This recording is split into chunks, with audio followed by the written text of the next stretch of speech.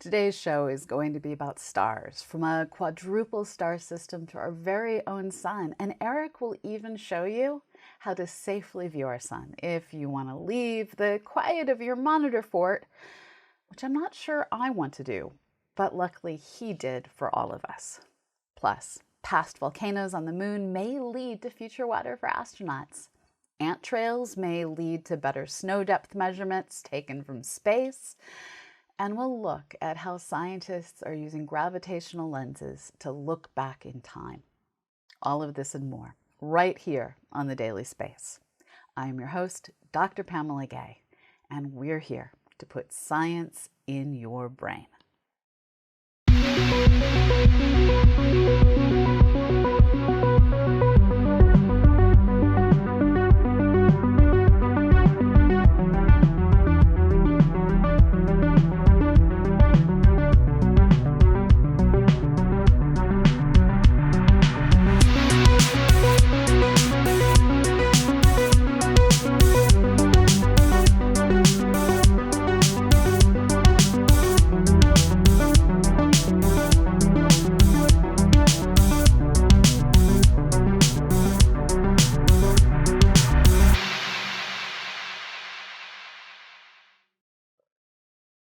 Let's kick off the show looking way back into the past to the early days of the moon, when volcanoes erupted with geologic frequency.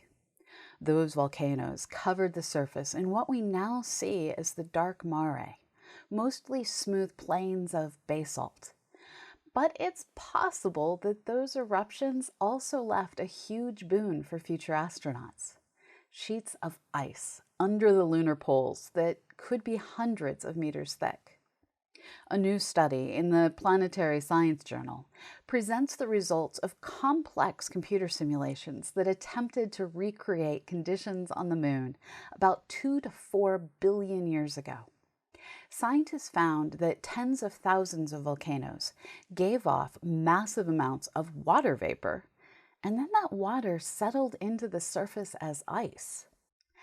The teams estimate that almost half of the water from the volcanic eruptions condensed, which is an impressive amount.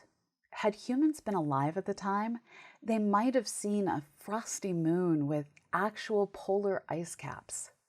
Lead author Andrew Wilsowski notes, quote, "The atmospheres escaped over about 1,000 years, so there was plenty of time for ice to form," end quote. The ice then eventually accumulated at the poles and ended up covered in thick layers of regolith. Co-author Paul Hayne notes, quote, "It's possible that 5 or 10 meters below the surface, you have big sheets of ice," end quote. All the more reason for more exploration of the moon, because if there is accessible water ice there, we can more easily plan for a lunar base with drinking water available and the components of rocket fuel on hand. If having a lunar base is your sort of a wish, that is, of course, this is the situation you want. The moon keeps turning out to be more complex and, frankly, interesting every day. Speaking of complex, there are times when the press releases we receive miss the true wildness of what our universe is throwing at astronomers to try and figure out. During recent observations of the system HD 74438, astronomers realized they weren't looking at one star or even 2 stars. They were looking at 4 stars, 4 fairly young, not very massive stars that are twinned together in an evolving dance. Still located in the open cluster in which they formed, these stars currently aren't all that different from our sun. 2 of them are a bit bigger and shine a bit hotter, and 2 are a bit smaller and cooler. Looked at today, this is just a neat system that has 2 tight binary systems that are orbiting one another. What is just a neat system today, however, may one day become a system that experiences all the wildest forms of stellar evolution as it potentially works its way toward an eventual explosion.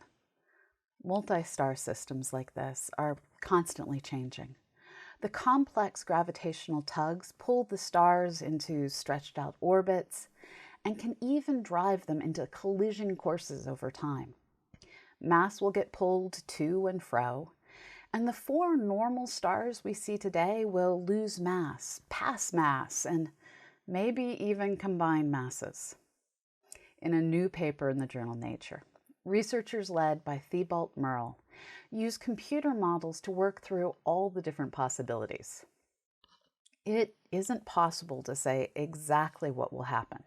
There is no single solution for how these kinds of stars will orbit in the long term. And when you start factoring in their changing sizes over their lives and things like mass loss, there are a lot of possibilities. With computers, it is possible to see what is most likely. In about half the models, the stars remain four separate stars.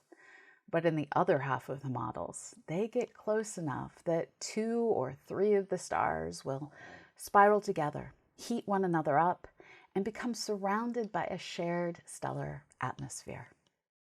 This is a far, far future possibility.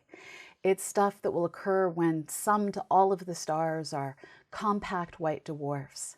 And this kind of a merger will essentially take multiple elder stars and give them a new life as a single younger star. And in those situations where the system ends up with one white dwarf orbiting around that new combined mass star, in that one possible kind of future, which can be reached in more than one way, the last white dwarf can do as white dwarfs sometimes do and gravitationally steal material from that one companion star that used to be 3 stars. And if it steals enough mass and hits a critical mass, it will explode as a type 1a supernova. I feel pretty comfortable saying this research team found perhaps the most convoluted way to produce a supernova.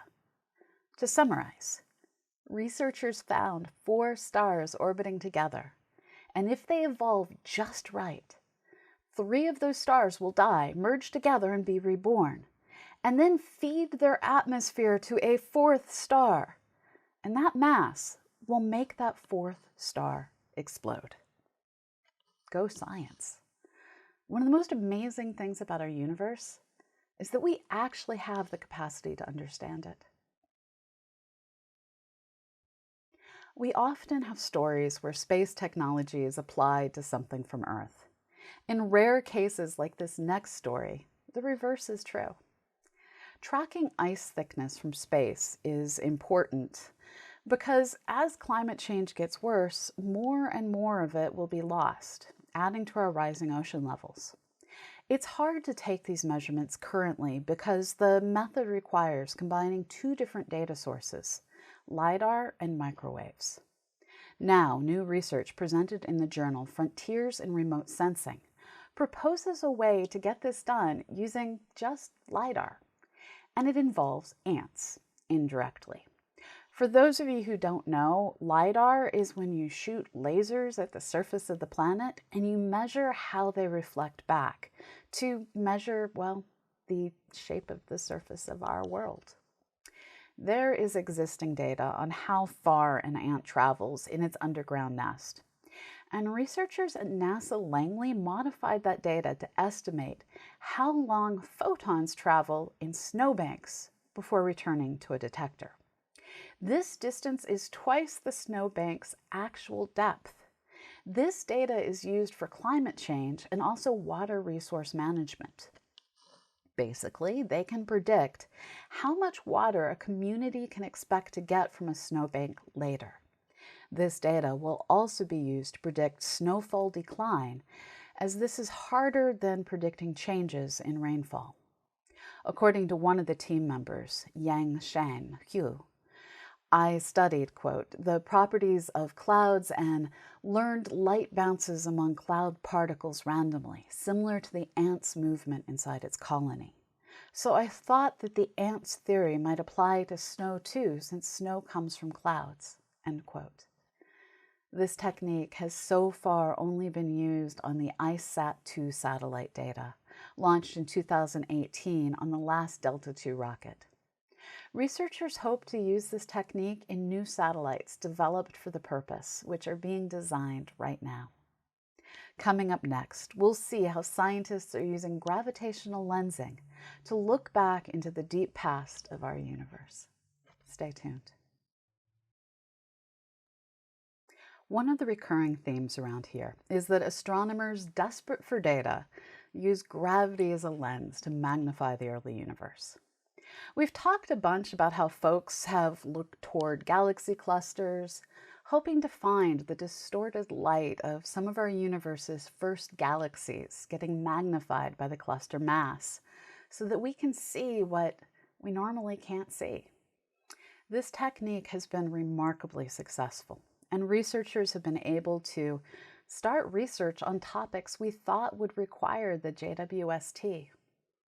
Now, in a new paper in Nature, researchers led by Ragman Bordalo find that background galaxies and stars aren't the only things they can't see. Using the background galaxy as a spotlight, they are able to study a cloud of gas as it is magnified by a galaxy cluster. This is the first time the actual structure of this kind of an intergalactic cloud has been able to be seen. While they only captured 2 systems in this study, their work opens the door to entirely new areas of research. This team is finding the clouds, the kinds of clouds that can form galaxies, are up to more than 1 billion solar masses in size, and can vary in density by a factor of 10 over just 10 light years distance. This is literally the stuff that galaxies are made of. While the galaxy used to light up those clouds wasn't the most photogenic thing, HST is making up for it with a pair of pretty image releases. In this first picture, we are looking at just part of an amazing image of the Hickson Compact Group 31, a small system of tightly bound together galaxies. In this image, we see 2 galaxies appearing as one mashup of gas and dust, decorated with bursts of star formation. To their right is another lineup of stars and gas that are almost separate, save for a bridge of star formation. These 3 galaxies will eventually merge into one, but that will be far, far in the future. Oh, and that pretty spiral? That's just an unrelated background system. You can see this image and all the images in this episode on our website, dailyspace.org. As much as many of us tend to focus on beautiful spiral galaxies, the reality is that distorted systems and giant blobs are out there being awesome in their own right and deserve our attention. In this second Hubble release, we see the giant elliptical galaxy NGC 474. It is 2.5 times wider than our own galaxy and is the culmination of multiple systems merging together. Researchers think the shell-like structures in this image are leftover structures from a merger that sent ripples through the system, sort of like how a pebble sends ripples through water. These kinds of delicate structures are generally only found in isolated systems. In the crowded regions of galaxy clusters, shells just don't survive. This system's ghostly beauty is really a reflection of galaxies merging to become one and then carrying on in lonely isolation. From distant galaxies, we now turn toward our solar system's own central star, as Eric and I show you how to safely observe the sun. Stay tuned. I'm going to tell you about something you can see in the sky this coming week. But first, I'm going to hand things off to pre-recorded Eric, who will explain how to make a pinhole solar viewer so you can safely view the sun without spending $700 on an H-alpha telescope. This week in What's Up, I'm going to climb out of my monitor fort and go outside to show you something. The sun is steadily growing towards its maximum, spreading out powerful solar flares weekly, it seems. There is a low-tech and easy-to-use viewer you can make to safely view the sun without risk of damaging your eyes or wallet if you want to purchase a H-alpha telescope. You will need 3 things to make this pinhole solar viewer: 2 paper plates and a pushpin. It's important to use something opaque, like a paper plate, and not something transparent, to protect your eyes. The pushpin is sharp, so you may need to ask an adult's assistant to poke the hole. Only 1 paper plate needs the hole. The second will be used to project the image.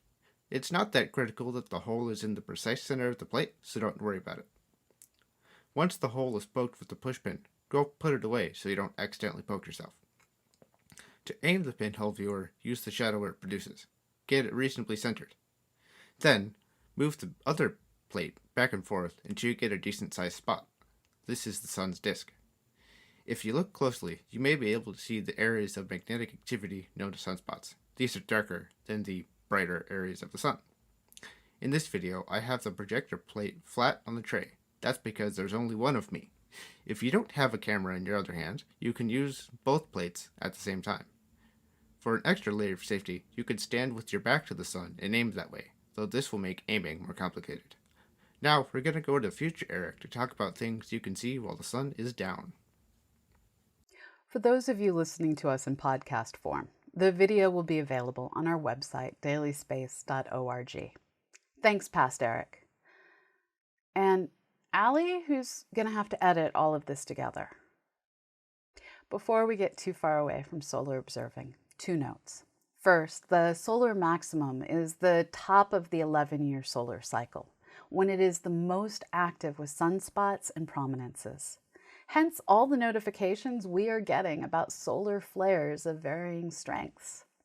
Second, you can use your ordinary telescope to observe the sun in more detail than looking at a paper plate. There are many designs of glass or film filters that go over the front of your telescope. A solar filter that goes anywhere else is not safe.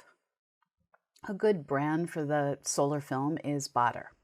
You can either get sheets of the material or a pre-made filter that you can fit around the different sizes of telescope. A pre-made filter is more expensive than one you make yourself, but still massively cheaper than getting a dedicated solar telescope. Also, you can still use your regular telescope for nighttime observing without the filter attached. The advantage of a dedicated H-alpha scope is you can see details on the surface of the sun and some features shooting off of it because those features emit light in one specific wavelength, and you can filter out all the other colors. On to what you can see in the night sky this week. We talked about the galaxy M87 a little bit last week in reference to the news about the newest picture of Sag A star. That's the black hole in our own galaxy. But there is so much more to see in the constellation Virgo. M87 is part of a large cluster of galaxies called the Virgo cluster. It contains thousands of galaxies and a handful of ones that you can easily see through a telescope. These include Messier objects 49, 58, 59, 60, 84, 86, and 89. All 7 of these galaxies are between magnitude 8 and 9, easily visible in a small telescope. Another object we've mentioned recently is the Sombrero galaxy. It's in Virgo as well. It is edge-on, making for an interesting astrophotography composition if you have enough focal length to fill the frame. So remember, go outside, look up. But if you're looking at the sun, make sure you do it safely. This has been the Daily Space. You can find more information on all our stories, including images, at dailyspace.org. As always, we're here thanks to the donations of people like you. If you like our content, please consider joining our Patreon at patreon.com/CosmoQuestX.